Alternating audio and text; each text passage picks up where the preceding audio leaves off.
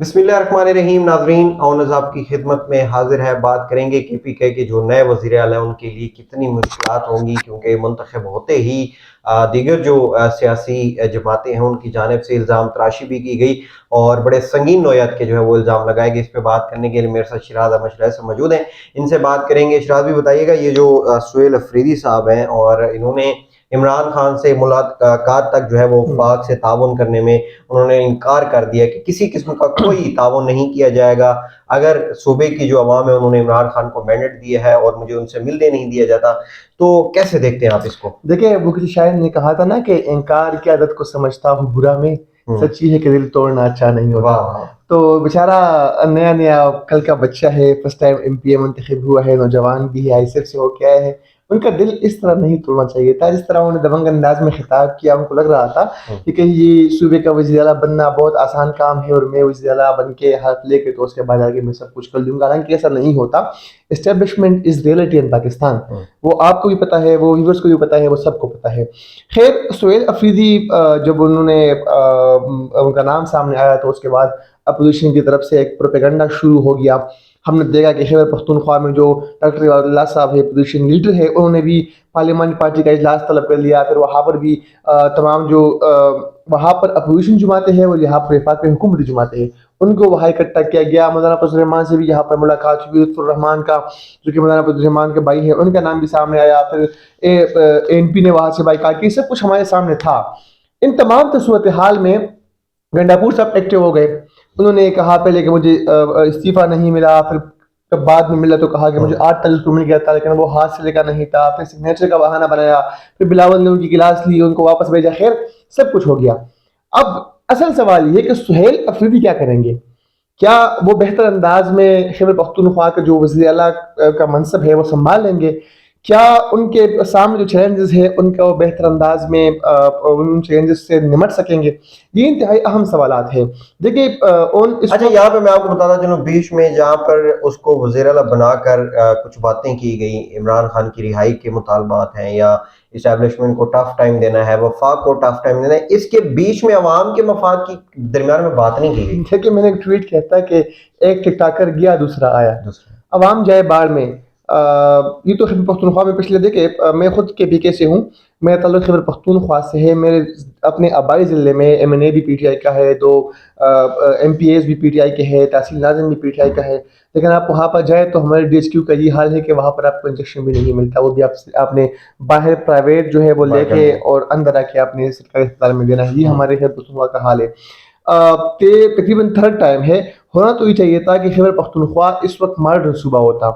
होना तो ये चाहिए था कि हम पूरी दुनिया में खैबर पख्तूनख्वा की एग्जाम्पल देते कि यार वो एक सूबे में तीसरी दफा किसी पार्टी को जो है उन्होंने मुंतखब किया है, वो तरक्याती कामों पे या उनकी सोच पे या उनके नजरिए पे उनको मुंतखब किया है, तो उन्होंने काम किया है। जैसे सिंध की अवाम पीपल्स पार्टी को करती है, वहाँ पर तो भुट्टो जिंदा है। हमारे यहाँ जो है खान साहब जो है वो अभी तक अल्हम्दुलिल्लाह बरकरार है, लेकिन कुछ भी नहीं किया गया। देखिए, अब ग्राउंड पर कुछ भी नहीं है। करप्शन का बाजार गर्म है, लूट मार, करप्शन, इसके अलावा हेल्थ का निज़ाम तबाह बर्बाद, एजुकेशन का निज़ाम का जो है सत्यानाश वहाँ पर हो रहा है। कोहिस्तान स्कैंडल की मैं बात करूंगा क्योंकि कोहिस्तान मेरे जिले के करीब ही हमारा एक डिवीजन है। 40 अरब का करप्शन हुआ, इंक्वायरी भी हुई, सब कुछ हुआ। क्या हुआ कि ये नतीजा निकला कि एक क्लर्क ने किया था। अगर 40 अरब की करप्शन एक क्लर्क कर सकता है, एक डंपर ड्राइवर कर सकता है, तो आप सोच ले कि जो ऊपर के लोग हैं, जो क्लर्कों से ऊपर वाला तबका है, वो क्या कुछ वहां पर कर रहा है। लेकिन कोई पूछने वाला नहीं, क्योंकि अवाम ने वोट दिया है इमरान खान की रिहाई पर और अवाम तैयार है कि बस ये काल देंगे और खैबर पख्तूनख्वा की जो अवाम है वो घरों से बाहर निकलेंगे और अजाया की तरफ जाएंगे और या इस्लामाबाद पर चढ़ाई करेंगे। ये हमारा सूबे का जो है हमारा हाल है। अब और जिस तरह सुहेल अफरीदी की आपने बात की, तो नौजवान है, इंसाफ स्टूडेंट फेडरेशन के वो सूबाई सदर रह चुके हैं और वर्कर्स को निकालना उनके लिए इतना मुश्किल नहीं होगा, क्योंकि सारी बातें सूबाई सदर नौजवान उनके साथ स्टूडेंट उनके साथ थे, राब्तों में थे, उनके कैबिनेट मेंबरान, उनके मुख्तलिफ अजला में लोग, तो उनके लिए वर्कर को निकालना गंडापुर के मुकाबले मुश्किल नहीं होगा। लेकिन उनको बहुत चैलेंज का सामना है। पाकिस्तान तहरीक इंसाफ में ग्रुप बंदी है, वो वफाक में भी है, वो पंजाब में भी है, वो सिंध में भी है, वो लेकिन खैबर पख्तूनख्वा में बहुत بڑی گروپ بنے ہاں۔ ہیں، اور وہاں پر ہم دیکھ رہے ہیں کہ مختلف گروپس بنے ہوئے ہیں اور وہ لوگ خود ہی ایک دوسرے کے پاؤں کاٹ رہے ہیں۔ آپ کو نہیں لگتا کہ سہیل افریدی کے وزیر اعلیٰ بننے کے بعد کچھ نہ کچھ پاکستان تحریک انصاف کی جو قیادت خیبر پختونخوا میں وہ کسی حد تک متحد ہوئی ہے؟ کیونکہ جنید اکبر کو اگر آپ دیکھ لیں تو وہ پہلے کوئی انٹرسٹ نہیں لے رہے تھے، لیکن اب جب سے یہ معاملہ ہوا ہے وہ پشاور میں ہی۔ بہت بہترین سوال کیا آپ نے۔ دیکھیے عمران خان نے نکال دی تھی، ہم نے پہلے سنا تھا کہ جو 22 ارکان نے بین حلفیہ دی ہے وہ بھی نہیں آئیں گے، وہ بھی ناراض ہوں گے، لیکن جب عمران خان کی کال دی تو اس پر سب ایک تھے، لیکن اب اصل جو امتحان ہے سہیل افریدی کا وہ اب شروع ہوا ہے۔ دیکھیے سہیل افریدی کے نام پہ سب کو اتفاق کیوں ہے، اس کی مین ریزن ایک تو یہ ہے کہ وہ جو جنید اکبر، جو عاطف خان، جو اصل کیسے گروپ تھا، ان کو چھٹکارا مل گیا گنڈا پور سے۔ وہاں پر ظاہر بات ہے وہ آپس میں آمنے سامنے ہو گئے تھے، یہ جو یہ والا گروپ ہے اور گنڈا پور والا گروپ ہے۔ دوسری بات یہ ہے کہ Sohail Afridi is a best buddy of Murad Saeed, اور Murad Saeed was a group member of Ali Amin Gandapur, ان کا ایک ہی گروپ تھا، ٹھیک ہے، تو ان کو بھی قابل قبول ہے۔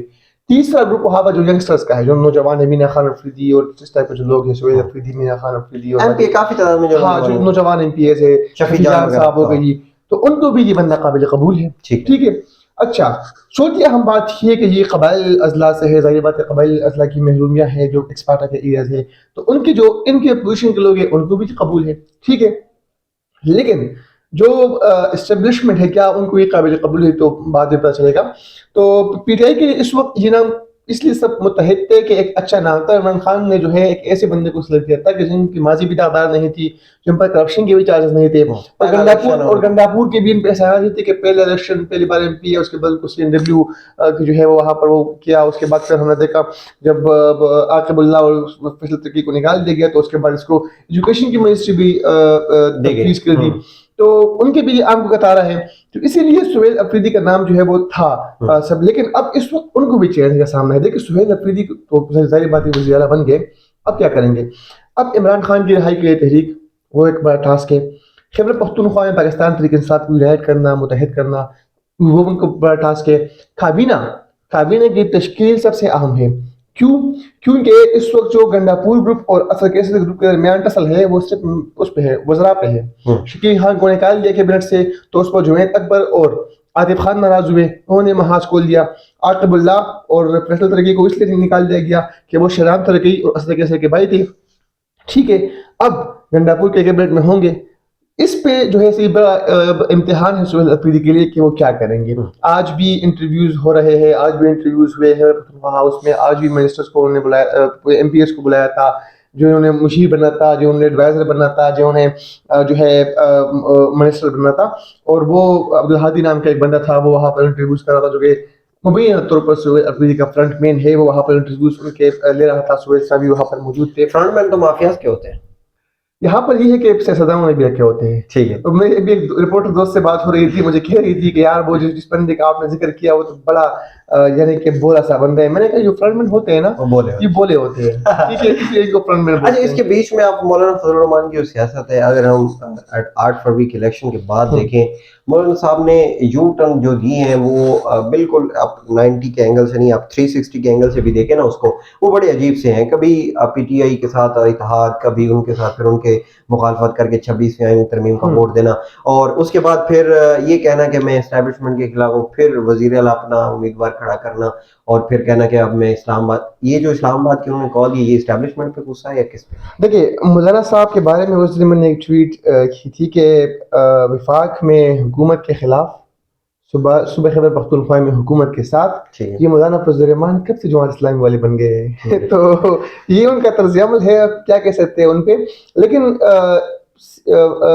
وہ سہیل افریدی کے سی ایم بننے سے ایک دن پہلے میں نے پاکستان جماعت علماء اسلام کی خاتون M&A کا پوڈ کاسٹ کیا تھا، انہوں نے مجھے کہا کہ ہمارے الیکشن پہ تحفظات ہے، خیبر پختونخوا کے حوالے سے ہمارے تحفظات ہے، ہم نہیں چاہیں گے کہ ہم حکومت میں آئے کسی بھی طریقے سے۔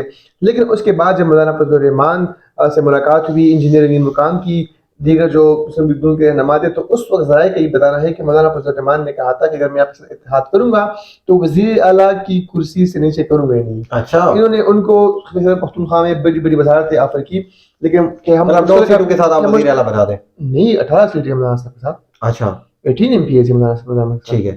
7 تو پہلے تھے، جب بعد میں بندربان مالی غنیمت کے پٹاس ہوئے گئے پر کیا ہوا تو مولانا کی جو ہے نا 18 ایم پی 18 کے ساتھ بھی وہ 18 کے ان کے پاس سے 17 جو ہے وہ نون لیگ کے پاس تھے، 4 اے این پی کے پاس تھے، اے این پی کو ٹاسک پہ پی پی کے بھی کچھ تھے، ہاں پی پی کے بھی ہے، اے این پی کو ٹاسک پہ جو ہے خاتون ایم پی اے ملی تھی. تو مولانا نے شرط رکھی تھی کہ اگر آپ لوگوں نے مخلوط حکومت بنانی ہے تو وزیر اعلیٰ کی کرسی سے تو کم میں لوں گا نہیں. تو اس پر بات نہیں بنی اور پھر وہی ہوا کہ این پی والے بھی وہ تو پہلے چلے گئے تھے. تو پھر نون لیگ نے اپنا امیدوار ہاشا ریحانی سے پکڑا کر دیا، یہاں سے لطف الرحمان آ گیا، پیپلز پارٹی سے بھی آ گیا، پھر انہوں نے مشترکہ بائیکاٹ کیا. پھر مولانا فضل الرحمان کی پارٹی نے وہ ہائی کورٹ گئے، کچھ ارینج بھی کیا، یہ سب کچھ چلتا رہا. لیکن اس سب کے درمیان مولانا فضل الرحمان کہیں نہ کہیں جو ان کا ایک بیانیہ بنا تھا 8 فروری کے انتخابات کے بعد کہ ہی از اگینسٹ دی اسٹیبلشمنٹ، یا وہ ان سے ناراض ہے یا وہ حکومت کا حصہ نہیں بننا چاہتے، تو اس سہیل افریدی والے معاملے میں وہ بیانیہ مولانا فضل الرحمان صاحب کا بڑھ گیا، سب کے سامنے آ گیا کہ مولانا صاحب کو پہلی بڑی تقریر خلاف کی تھی ایگزیکٹلی. پہلے وہ بہت خلاف تھے، میری ملاقاتیں بھی ہوتی مولانا صاحب سے، لیکن اس سارے معاملے میں مولانا فضل الرحمان نے اپنا وہ جو پرانا بیانیہ تھا وہ بالکل زمین بوس کر دیا. مولانا صاحب ایک ناراضگی کا اظہار کر رہے تھے ان کے ساتھ کہ بھائی آپ نے ہمارے ساتھ بہت غلط کیا ہے، آپ نے ہمیں کے پی کے میں بہت کم سیٹیں دی کہ آپ نے مجھے بلوچستان میں جا کے جو ہے پشین میں. اصل میں ایک گراؤنڈ ریلیٹ یہ تھی نا کہ مولانا فضل الرحمان صاحب کو خیبر پختونخوا پہ تحفظات کیوں تھے. فیصلہ یہ ہوا تھا کہ خیبر پختونخوا میں حکومت آئے گی مولانا فضل الرحمان صاحب کی اور 7 خان پرست جماعتیں ہوں گی، احمد ولی صاحب اور دیگر جماعتیں جو ہے. لیکن بیچ میں کیا ہوا کہ 9 مئی کا واقعہ اور اس طرح کے عمران خان کی قید ہوئی اور پھر پرویز خٹک کی پارٹی جو پاکستان سے حصہ پارلیمنٹرین ہے وہ بن گئی، یہ چیزیں. تو وہ گراؤنڈ ریئلٹیز اچانک چینج ہو گئی.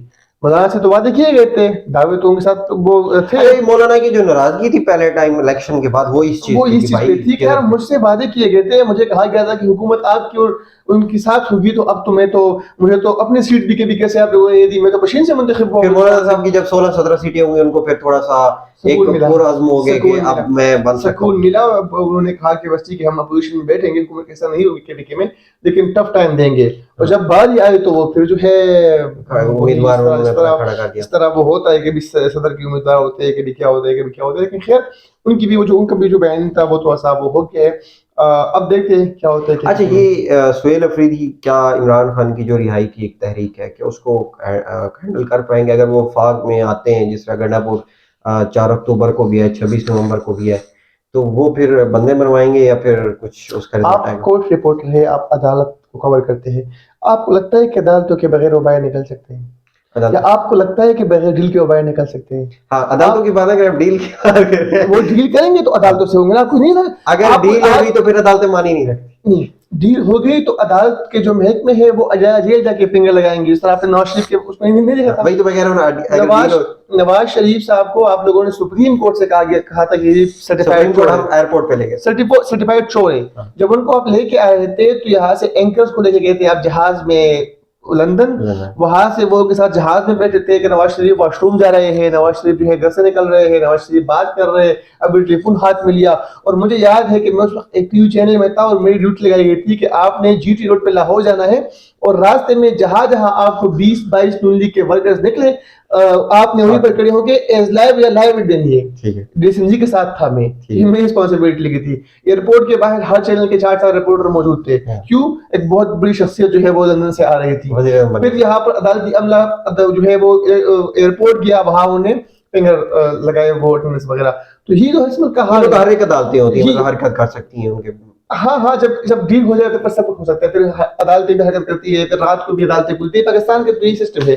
تو عمران خان صاحب جو ہے جی اور بھائی بغیر ڈیل کے باہر نہیں نکلیں گے، چاہے یہ یہاں پر ابھی تو وہ کہہ رہے ہیں مجھے باہر نکالو. ابھی تو وہ کہتے ہیں نا کہ عمران خان بیٹھ گئے میں کہ تو وہ لیٹ گئے ہیں یار مجھے باہر نکالو. اب پتہ یہ تھا نا کہ ایک وقت مجھے یاد آیا کہ ایک بندہ دریا کے کنارے بیٹھا ہوا تھا، تو کوئی سے وہاں پر ریچ ٹائپ ہوتا دریا میں، تو اس نے کہا شاید کمبل ہے، تو اس نے اس پہ چھلانگ لگائی. جب چھلانگ لگائی تو وہ تو اوپر آ نہیں رہا تھا، وہ ڈوب رہا تھا. دوست نے کہا کہ اس کمبل کو چھوڑ دو. اس نے کہا میں تو کمبل کو چھوڑ رہا ہوں لیکن کمبل کو نہیں چھوڑ رہا. عمران خان تو بیچ آ رہے ہیں لیکن اب ان کو ضرورت نہیں. اب اسٹیبلشمنٹ اور حکومت ایک ہی پیج پر ہے. وہ کہتے ہیں لیٹ جاؤ وہ لیٹتے ہیں، وہ کہتے ہیں بیٹھ جاؤ وہ بیٹھتے ہیں. اس وقت عمران خان کی ضرورت ہی نہیں. اب وہ irrelevant ہو گئے. وہ صرف عوام کے دلوں میں ہے لیکن حکومت کے لیے، ریاست کے لیے، اسٹیبلشمنٹ کے لیے عمران خان از irrelevant now. ٹھیک ہے شراز صاحب، آپ کو بہت شکریہ. ناظرین اس بات سے مزید جو اپڈیٹ ہوں گی ہم آپ کو دیتے رہیں گے. گفتگو آپ سے سنی ہے کہ وزیر اعلیٰ کے پی کے لیے کتنا مشکلات ہوں گی اور کتنے چیلنجز ہوں گے کے پی کے کی عوام کو ریلیف دینا اور ان کے لیے کام کرنا، بجائے اس کے کہ عمران خان کی احتجاجی تحریک ان کے لیے رہائی کی جو تحریک ہے اس کو ہینڈل کیا جائے. مزید جو اپڈیٹ ہوں گی ہم آپ کو دیتے رہیں گے. فی الحال کے لیے اتنا ہی، اجازت دیجیے.